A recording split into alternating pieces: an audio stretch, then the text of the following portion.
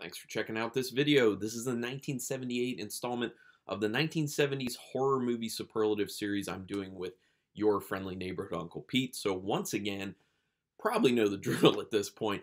Watch this video, get my picks for 1978, then go over to your friendly neighborhood Uncle Pete's channel, which is linked in my description. Watch his video of the same name, then come back to my channel, go to the community tab, and vote for whose picks you like more or who had the best justifications or, whatever. Friendly competition, but it's kept it fun and competitive, and I know people have enjoyed doing the voting. Also, give us comments on both of our channels for what picks you would like or comments about the picks that we have. I know a lot of people have. The engagement has been really awesome, honestly, and I know we both have really enjoyed it. Excuse me. Also, give us both a favor, or do us both a favor, I'm sorry. Subscribe to both our channels if you haven't already, and hit the notification bell button, because then you'll know when we're putting up videos. I'm putting up about 4 videos a week. Uncle Pete is doing 2 between this and his Nails in the Coffin, which his Nails in the Coffin series is super fun. He literally breaks down how stupid people are when they get killed in horror movies. Like, it's pretty good. It's unique. He throws a lot of humor into, which I appreciate. Anyway, let's get into the picks for 1978 for me, and I own the first one on Blu-ray because of my best friend, Rich Smith, so shout out to Rich. Thank you so much for just giving this to me. And that is Dawn of the Dead. I'm sure a lot of people saw this coming. Romero's Dawn of the Dead. People do talk about it being such an amazing film. It is an amazing film. Definitely his favorite of mine. Yeah, just straight up my favorite Romero film in general. Definitely a favorite of the zombie films that he's done, although all 3 of them are very good. Well, the original 3, the original trilogy. I haven't watched past that, to be honest, but I will one day. But this film, very big in scope as far as the world that's created. Things get crazy pretty much immediately. The use of the mall in this film for people to be holed up while there's a zombie apocalypse going on was super unique and cool, especially because it opened so many opportunities for what's available to these people. It was smart, it was cool, and it's just fun to see people living in a mall during a zombie apocalypse. Also, there's all sorts of mayhem that goes on in this film. For its time, it had pretty good gore to it. The zombie effects weren't the best. It's, Day of the Dead, when they really hone those zombie effects, or the practical effects in, so yeah, and how the zombies should look. But man, still a amazing film. The story is so good. The acting is so good. It's a little bit on the long side, but I honestly don't at all care about how long it is. Like, it doesn't feel that long because the pacing is so amazing. It's really well shot. Tom Savini's acting in it. Ken Foree's acting in it. I mean, I can't say enough about this film. I am in love with it. It wasn't until maybe last year that I had seen it for the first time because it was so hard to get a hold of. And then I got this copy gifted to me, which was amazing, and I'm planning to watch it again very soon. So my most amazing pick, I'm sure a lot of people will understand this pick, Dawn of the Dead by George Romero for 1978. Now, my best so bad it's good pick, which was one that I watched for the first time recently. It's called Vampire Hookers. I don't know if anyone's seen this. This was one of the films that John Carradine did towards the end of his career and end of his life. He did a great job in it. The acting by him was wonderful. I found a lot of enjoyment in his character, but the story, the premise is ridiculous. It's literally about vampire hookers. It's vampires who pose as hookers, then they bring them back to their place where a bunch of them live, including John Carradine, who's like, it's his harem of like vampire hookers basically, and then he's got this kind of like Renfield type character who lives with him as well, who keeps farting all the time, and that's like this running weird gag that's going on in the film, which adds to the so bad it's good aspect of it. But there are attempts at humor. It's unintentionally funny. The dialogue is ridiculous and very like kind of like base and stupid, but there's a lot to really enjoy about this film, from the really stupid premise to John Carradine's great performance to these like unintentionally funny moments in the film. It's just very, very enjoyable. So I highly recommend this film, and that's why Vampire Hookers is my pick for best so bad it's good of 1978. Now going to the most WTF film. And I can't believe I've never seen a film by Don Dohler before, but I finally watched one, and that was The Alien Factor. Now, this is a sci-fi horror film done by like Z-grade horror filmmaker Don Dohler, who actually lived not far from where I live currently and have lived for a very large part of my lifetime. So I've been very familiar with him. A good friend of mine, John Kinhart, actually did a documentary about Don Dohler called Blood, Boobs, and Beast. It's a documentary that's released by Troma, so you can actually find it. Great documentary, breaks down everything about Don Dohler's career and everything. And he literally was a guy who was shooting films on the weekends with no budget, just with his friends for the most part. So for that reason, his films are very WTF. Like a lot of weird choices, a lot of like terrible acting. You just keep finding yourself saying WTF because the script ends up taking like these turns that you just don't expect. And I could see someone putting this for best so bad it's good film because it definitely feels like it's like shot by someone's at home, just like their own little project.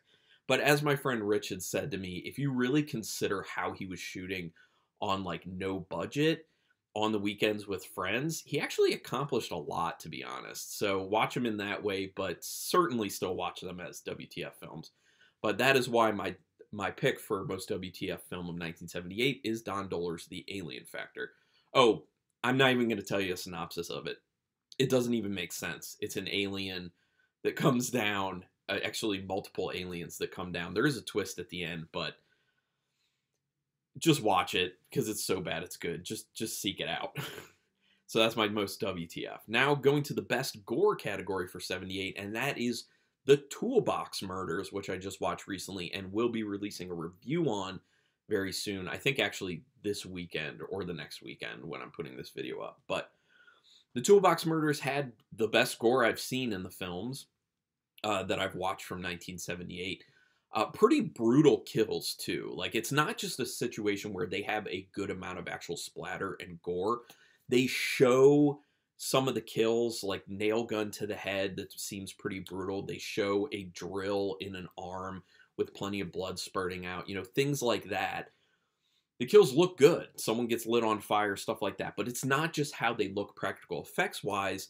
It's the acting that went into it and how like distressing it is, how concerning it is, and the fact that it's kind of based off a true story kind of like adds to that as well. But they shot it in such a way that like it feels uncomfortable. Like there's definite brutality that was captured in these kill scenes, and that going together with the actual like blood and guts and everything is why I picked it for the best gore category. So The Toolbox Murders, best gore. This is the original Toolbox Murders. I know there was a remake that was done by Tobe Hooper in I think 2004 that I eventually want to check out. But now going to the most unique category. And some people may say, I don't really think that's most unique, but I do. And that is John Carpenter's Halloween. I'm sure a lot of people would put this as most amazing, but it's got to be Dawn of the Dead for me. Halloween does get the most unique category because it started the slasher craze. Was it the first slasher film? No, I don't think so. There was Black Christmas years prior. There was also Alice, Sweet Alice years prior, which I also have a review coming for that one as well. It's a good film. But it started a whole craze. And how can you not say it's unique when it starts that whole craze? You know, it really established what the slasher was going to become, in essence. Obviously, things kind of morphed after that. It became a lot more about the specific kills and about going bigger on the kills and going bigger on the practical effects, the blood and guts, all that stuff. But this was the establishing film for the slasher slasher genre, I shall say, that really made it take off. So much like, you know, Argento's films are very important for Giallo, obviously this film's very important for slashers, but shot amazingly well. The music, obviously iconic. The performances, wonderful. I mean, Jamie Lee Curtis. And it shouldn't have worked, the William Shatner mask that they use for the shape, but it does. It's creepy. It's blank. It's soulless, basically. And what's more, you know, scary than the boogeyman who looks like that? So they really did. Oh, Donald Pleasance as well. I have to call out his performance as well. But cool story, executed extremely well. Love the film, very good. And that's why my most unique pick for 78 is Halloween. Now going to the most overrated, which I actually own. And I haven't watched it since I've owned it. This literally was just given to me by someone who was getting rid of it from their collection. I was like, yeah, okay, fine. I have watched it before. Don't really feel a need to, but that is I Spit on Your Grave. Good film for what it's supposed to be. And I understand the love for it if you're into these kind of assault revenge films, but I'm not a big fan of them. I will watch them here and there just to see them for the first time, but I'm not going to go back to them. You know, the other thing is this wasn't entirely unique when it came out either, because it was Last House, Last House on the Left had come out before it, as well as I think And Soon the Darkness had already come out before it as well, which is another type of film just like this one. But it's not for me. The assault in it is a bit too much. It's a bit over the top.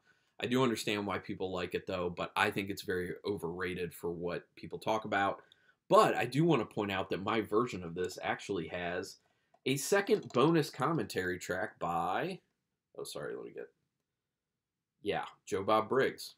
I actually might want to watch it one more time just to listen to that commentary track. I literally just noticed that when I pulled it out for this video. I was like, oh, wow, never noticed. That's pretty cool, actually. So I'll probably have to, maybe I won't really watch. I'll just kind of have it on in the background and really listen to his commentary track. But anyway, my pick for most overrated for 78 is I Spit on Your Grave. And that leads me to my most underrated film. And this is one I literally have heard nobody talk about. Have seen nobody mention it on social media, nothing. Hopefully there's some people out there who have actually seen it though. And that is the Australian film Patrick. This is a film about a guy who is catatonic basically, but he has supernatural powers. Like he has psychic abilities. And he uses those psychic abilities to basically manipulate people to get what he wants. And obviously, since it's a horror film, it ends up turning to things like revenge. It's shot really well. The story really does work. There's a really cool twist ending to it that set it up for another film, which I think the sequel is called Patrick Lives, which I did not see yet. I will at some point. I think I reviewed Patrick on my channel. I'm pretty sure I did. So you should be able to find a review, but it's definitely worth seeing. If you have not seen Patrick, you have got to. The performances in it are really good. The concept is very solid. The way they pull off like his psychic abilities working looks good. And there are some good death scenes in it. And like I said, there's a good twist ending to it. So all around, this is quite a good film. It gets a little wacky. It seems a little weird and wacky, but I think it's a huge hidden gem. I wish Shudder would get it so I could show it to more people with like my watch parties and stuff. But that is why my pick for most underrated film of 1978 is Patrick. Anyway, like I said, go ahead and do comments. Let us know what you think of my picks and Uncle Pete's picks, what your picks would be for this year. And like I said, also go over to his channel, which is linked in my description. Watch his video, then come over here and vote on the community tab. We're almost done, but we're doing 79, obviously, and then we're going to do like our ultimate wrap-up one. So it's considering all movies from the 70s, but it will only be ones we've already chosen for those slots, and we'll do a winner and a runner-up for those. So that'll be a lot of fun. Glad everyone's been sticking with us. Do me a favor, hit subscribe to my channel and his channel. Hit the notification bell for both of them. But regardless, thanks for checking these videos out and this series. And until next time, keep it brutal.